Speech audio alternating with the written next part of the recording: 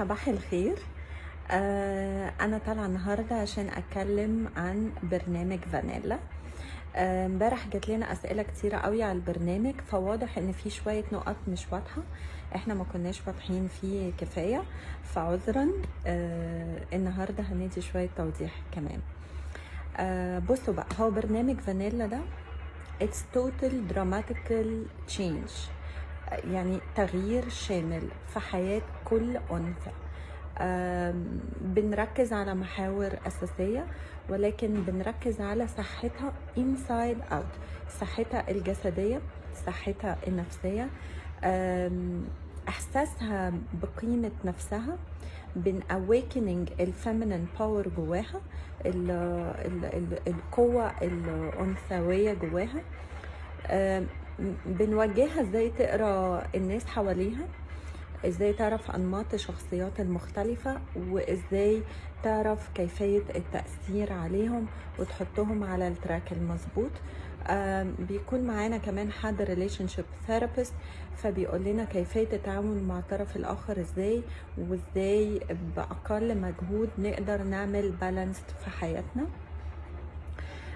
كمان بنحبها تبقى راضية عن شكلها الخارجي، وعندها الستايل المناسب لحياتها ومناسب لطبيعة شغلها وشكل جسمها، فبيكون معانا حد ستايلست.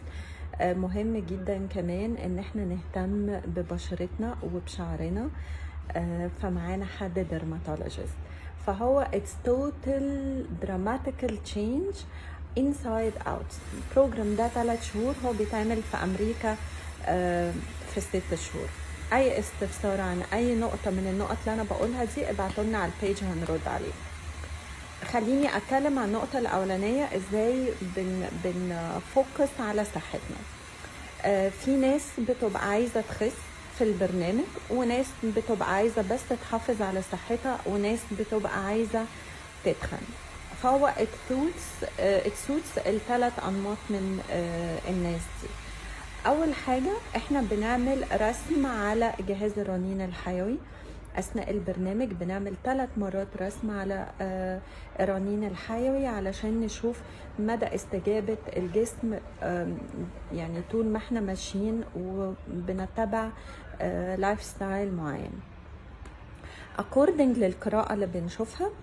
القراءة دي بتورينا وظيفة 47 عضو زي ما قلنا قبل كده، الأجهزة كلها بتاعت الجسم، شكل المعدة ايه، امتصاص المعادن، امتصاص الفيتامينات، في بكتيريا، في فيروس، في ديدان ولا لأ.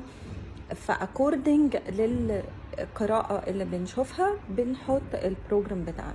يعني انا ما اقدرش ابتدي دايت لو انا عندي مثلا نسبة التهابات عالية، لان الخلايا الدهنية بتكون ملتهبة فجسمي مش هيستجيب، او الكونديشن جوه المعدة تعبان فالمعدة مش هتستجيب لعملية التمثيل الغذائي والحرق مش هيشتغل كويس، او هرموناتي مش متظبطة فجسمي كله مش هيستجيب. فاحنا بنشتغل بارالل برضو على تظبيط ال6 هرمونات اللي اتكلمنا عليها قبل كده. بفوكس جدا على حالة الكبد وعلى حالة الطحال وعلى حالة الكلى، لان دول اكتر اعضاء بتتأثر معايا في عملية الويت تشالنج لما بخس. علشان كده انا دايما بقول يا جماعة ارحموا نفسكم، يعني ما حدش يعمل دايت مع نفسه unless يشوف حالة اعضاء جسمه شغالة ازاي. هقول لكم ليه. احنا اتفقنا ان جسمنا ده باي كمبيوتر، يعني هو بيشتغل لوحده كده بدون تدخل مننا. فكل ما احنا بنتعرض لسموم كتيرة، سواء سموم من الاكل او سموم في النفس او الكريمز او البادي كير اللي بنستخدمها، بيروح للكبد عشان يتعامل. لو هي كمية كبيرة جدا والكبد مش قادر يتعامل مع الكمية المهولة دي، بالاضافة ان هو اوريدي مرهق، فبيعمل ايه؟ بيخبيها، يعمل لها بواكي كده يشيلها فيها. البواكي دي ايه؟ هي الكتل الدهنية البيضاء.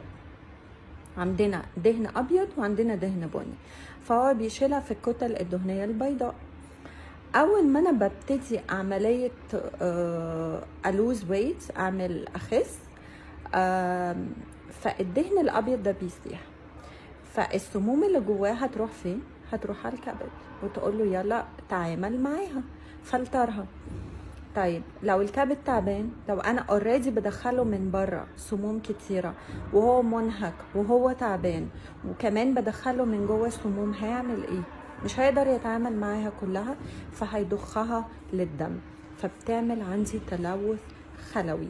ودي اول جريمه فظيعه احنا بنعملها في حق نفسنا. انا مش هقول بتأدي لايه، بس بتأدي لكوارث.